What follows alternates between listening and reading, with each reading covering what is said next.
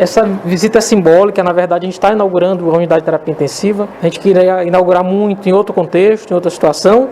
A gente queria inaugurar em festa, mas a gente inaugura sem festa, mas dizendo para a população que a gente está fazendo o máximo aqui para ter o nosso exército em prontidão. A gente tem um exército muito valoroso aqui de profissionais sensacionais, profissionais brilhantes, mas a gente precisa dar os instrumentos para a guerra também. E aqui a gente está dando esses instrumentos. Essa unidade de terapia intensiva, o centro cirúrgico, que tem condição de cuidar de muitas pessoas aqui na cidade de Timon. O senhor está entregando aqui hoje quantas UTIs? São 12 unidades de terapia intensiva, né? São 12 leitos na unidade de terapia intensiva, são 10 numa UTI comum e mais 2 leitos de isolamento. Então aqui a gente a princípio vai receber pacientes com coronavírus, com Covid-19, casos suspeitos ou casos confirmados, desde que graves. Qual é a cidade do Maranhão que tem o maior casos do coronavírus? A maior incidência de casos, quase 100% deles são na nossa capital, são em São Luís. A gente terminou o dia de ontem com 172 casos, já com 4 óbitos. Além disso, a gente tem casos isolados na cidade de Imperatriz, Açailândia, Timon, mas também temos na Grande Ilha, já temos casos em Passo do Lumiar, em Ribamar também, e tivemos o primeiro caso confirmado na Baixada Maranhense, na cidade de Cajapió. Tem algum caso de médico já ter sido vítima do corona? Já temos médicos, já temos profissionais também da enfermagem e da fisioterapia com casos confirmados para a Covid-19.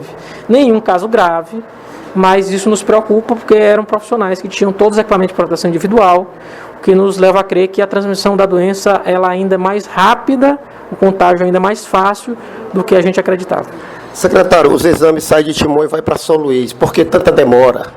E essa demora, essas pessoas já não podem ter sido vítimas do coronavírus antes mesmo de chegar ao resultado por conta da demora. Como é que o senhor vê essa questão da demora? O senhor que é o responsável pela pasta.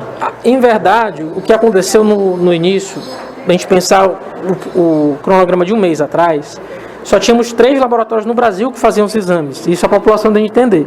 O Ministério da Saúde ele só permitia que a gente fizesse os exames um laboratório em Belém, um em São Paulo e um no Rio de Janeiro, que são exatamente os laboratórios federais, são os laboratórios do próprio Ministério da Saúde. Durante esse tempo, a gente adquiriu os kits para exatamente fazer os exames e houve a capacitação do Ministério. E então a permissão do Ministério para a gente fazer os exames no nosso laboratório. Então nós temos esse laboratório, que é um laboratório de saúde pública, ele fica em São Luís e agora a gente tem condição de fazer praticamente 200 exames por dia.